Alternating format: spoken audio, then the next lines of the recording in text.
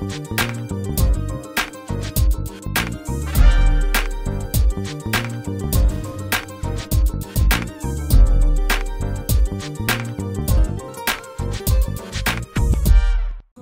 bonsoir, na bino nyonso o bozo landanga na tang o na YouTube chaîne nangai. Bien sûr bozo landanga na teng bino merci d'abord, merci na ndenge bozo temps na bino ya kulandanga Stéphanie La Rose.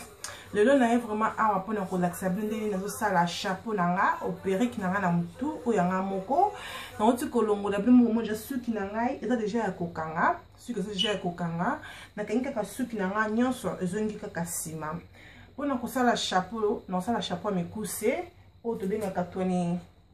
27 pieces. Et on dit non ça, les mèches à mes coussés, et ça boé. Baté kakango partout, vraiment partout.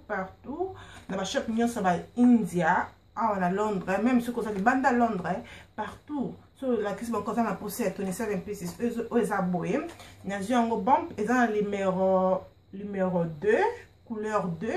Ça la couleur D parce que nous avons pas pour ça que ça la moindre makasi. On a pour ça la mèche non oyo. On a pour ça il faut que on a la peine à oyo. On a li chapeau au non là dans la mutu pour nous là tant on a vraiment easy batte kango boya on peut ça nango cher peut ça nango un livre partout na ba chapeau ba suki on a peine pour ça nango. On a pour ça glue non ya munene là ça nous quelque exemple oyo on a pour ça glue non fait ce besoin mona bien. On a posé la glue na yo oyo. Ozali na faut ozala pe na ciseaux na yo.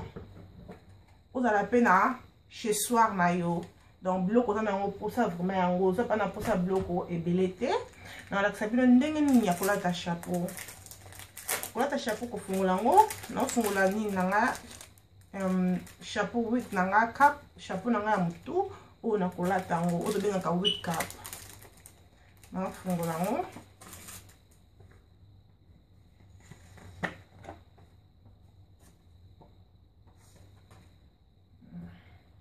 quoi je na kanga ki suki nange zongi sima na la tango mais avant o la tango le quoi ezali perruque o nazo sala so ngo sala le quoi ndenga nazo sala parce que yanga ezaki na kolongola ngote eza perruque pardon eza perruque o na kotika ona mutute kanga mina mutu eza perruque o na kobanda kolongola soki ni tene kende kolala na longole na kati ya mesh nanga awa ezali soki na fungoli yango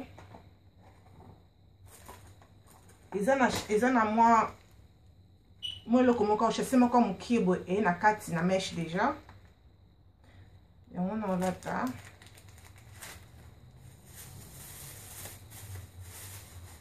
et peut déjà na chapeau nango parce que o ezaka moi pète c'est ça que na lingango formaté mais on a somba qui o so tali o ezamo makasi ki o wana mususu eza nango loko na na posa te ki col ezo na suki nanga na kolata chasser oyo na mutu na lata na mutu nanga boye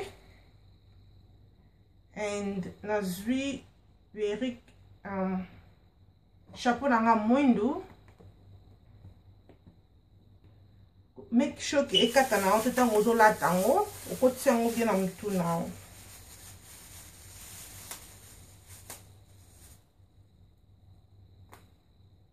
make sure pensa que ekotanga bien parce que ce que koti bien te suki tango komando ça la suki et komanda ko glisser et kozala bien te moni vraiment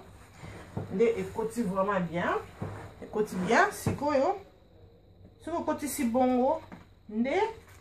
ozana mesh na yo ozana 3 na 4 paquet ozana mukuse ozana na oya mukatikati ozana oya mulai siko na kobanda la sima na kobanda na oya katikati kaka ligne moko kaka awa na oya katikati po na lingi tek e moko ton chapeau e umelaka e komaka komata likolo suki ne komaka kolakisa c'est ça que na kotia liboso na oya katikati kaka ligne moko seulement so na sisi na ligne na moko après de na komi kotia oyo sorry na komi kotia oyo mukuse na lakisa bino ndenge nini ekosila wana tokutani donc ce qui n'est qu'aussi l'année dans la Sabine merci beaucoup tout mon année on a la kisa kibino avant qu'il n'a pas de suki na ngai dans la kisa kibino que nous ça la chapeau na ngai si qu'on a vraiment que ça bien ndenge chapeau na ngai sili yango esili et koti kutu paki mobimbate et koti ya mukuse nyonso ya katikati nyonso oya mulai et koti kaka donc tikali kutu ngambo na tika ngo bona tele messieurs exactement na tika quelque part mais même ça bino que chapeau na ngai yango esili esili vraiment boye pe na koki obimango na ko kende na feti na koki ko kende na ngo église na ko kende na ngo musala donc eza vraiment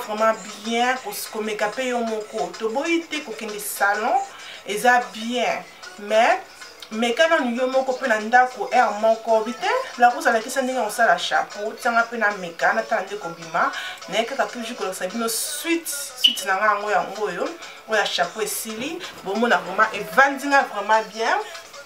na ko longola ngo yate ke kana minga na col na ko longola ngo après na utu musala na changa ndako bien utu feti na nga na changa na ndako na sisi na tongo na bonga mi na tie maquillage na nga après na lati yango donc eza vraiment facile pour na osala ngo pour na bino nyonso bo sala ngo vraiment bo bosa na te ko za abonner na chaîne na nga oyo ya YouTube. Oh, ça s'appelle nanga za na biso ko tuna nga ba question na ndenge na sali suki na ngai na ndenge na sali make-up na ngai nyonso vraiment on ça tuna nga question sur pour na ngai sur eloko moko alingi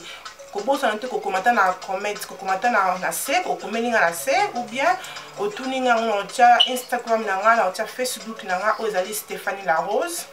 au monanga Instagram nanga zali La Rose Fashion Police au monanga pona sozana posa ko ganga pona information belé